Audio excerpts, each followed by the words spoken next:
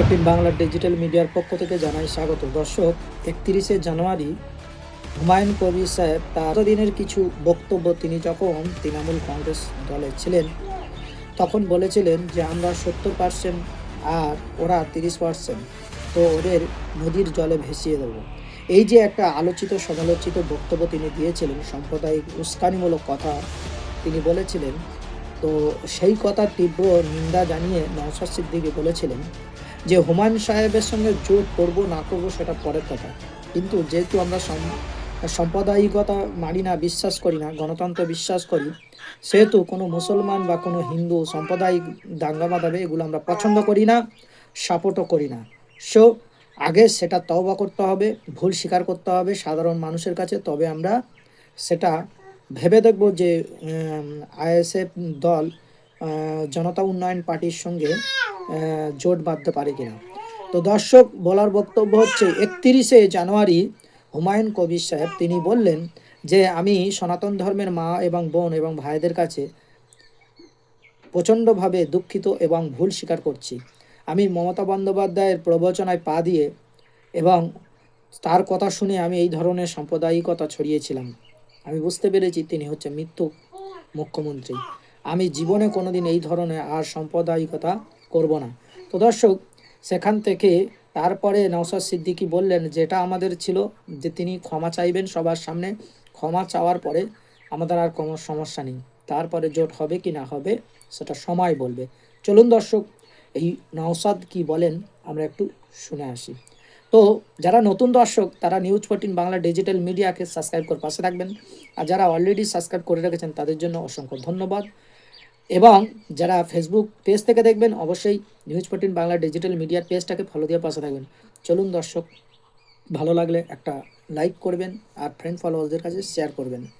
তো আগে আমরা দেখে আসি এই নওশাদ কি বলে। হুমায়ুন কবির যখন এই কথা বলছেন তখন নওশাদ সিদ্দিকী হুমায়ুন কবির প্রসঙ্গে বলছেন হুমায়ুন কবিরের কিছু বক্তব্য ছিল আমরা তার বিরুদ্ধে। 31শে জানুয়ারি তার বক্তব্য থেকে ফিরে এসেছেন এবং ভুল মেনেছেন।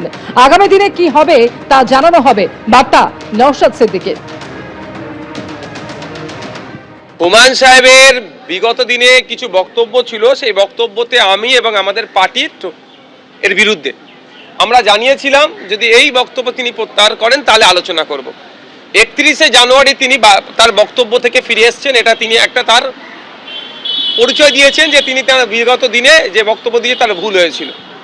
স্বাভাবিকভাবে 31শে জানুয়ারি দিয়েছেন, 31শে জানুয়ারি প্রোগ্রাম ছিল, যতক্ষণ না দিচ্ছেন তিনি তার স্টেজে আমাদের প্রতিনিধি দেখতে পাবেন না। আগামী দিনে কি হবে আমাদের পরে রাজ্য কমিটি মিটিংয়ে বসে আমরা আপনাদের বলতে পারি। 26-এর বিধানসভা নির্বাচনে কংগ্রেসের সঙ্গে জোট নয় বুঝিয়ে দিলেন সিপিএম এর রাজ্য সম্পাদক মোহাম্মদ সেলিম। তিনি বলছেন কংগ্রেসের তরফ থেকে এখনো পর্যন্ত কিছু জানানো হয়নি, 1 বছর ধরে বলে এসেছি কংগ্রেস অবস্থান স্পষ্ট করুক, কিন্তু তারা এখনো সেটা করেনি। কি বলছেন মোহাম্মদ সেলিম দেখাবো। 2021 আপনারা কংগ্রেসের সঙ্গে গেছিলেন, কংগ্রেসের সঙ্গে এবার আপনাদের অবস্থান। হ্যাঁ, এটাই বলছি। তাহলে আমরা গত পুজোর পর থেকেই বাম ফ্রন্টের যারা শরিক তাদের সঙ্গে আলোচনা করছি, 4 দফা আলোচনা হয়ে গেছে, এবার একটা ফাইনাল স্টেজে আছে। এবং সেখানে দাঁড়িয়ে, কারণ অন্য কারোর সঙ্গে কথা বলার আগে তো আগে নিজের ঘর গোছাতে হয়, তাহলে সিপিআইএম তারপরে বামফ্রন্ট, তারপরে এটা বামফ্রন্টের সিদ্ধান্ত অনুযায়ী বামফ্রন্টের বাইরে যে বাম দলগুলো আছে তাদের সঙ্গে আমরা আলোচনা করছি। সবটা আলোচনা সম্পূর্ণ হয়নি, কারণ এই আলোচনাগুলো আমি করছি না।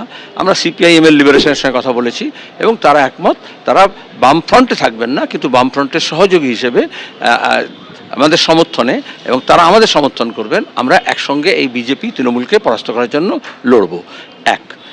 আসনটা নিয়ে 2-1 দিনের মধ্যে আমরা বসলে, এরপরে যেদিন বসবো আমরা সেদিন ফাইনাল হয়ে যাবে। কিন্তু যতক্ষণ না বাম শরিকদের সঙ্গে হচ্ছে, তা বাম শরিক বাইরে যারা আছে তাদের সঙ্গে করতে পারবো না, এই জন্যই আটকে আছে।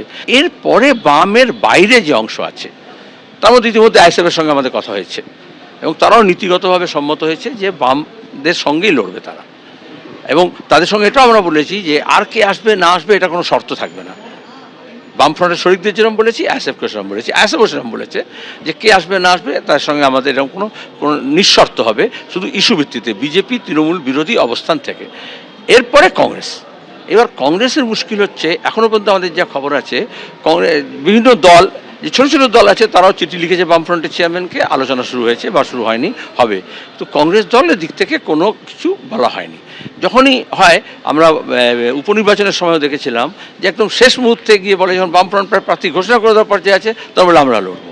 তো যখন আমরা ফেব্রুয়ারি মাস থেকে বলেছি প্রস্তুতি শুরু হয়েছে গতবারের, এবছরের ফেব্রুয়ারির মধ্যে যদি না বলে তা কবে বলবে? এই জন্য আমরা 31শে জানুয়ারি পর্যন্ত ঠিক করেছিলাম যে 31শে জানুয়ারির মধ্যে জানবো।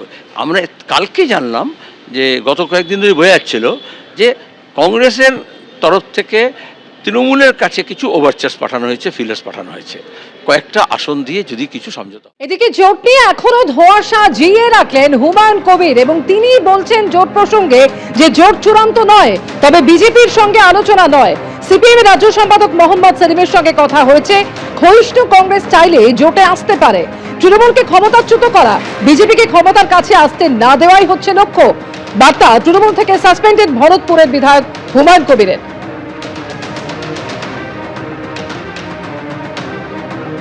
আমি একটি নতুন দল বাংলার মানুষের জন্য এনেছি এবং সেই দলের আমি চেয়ারম্যান।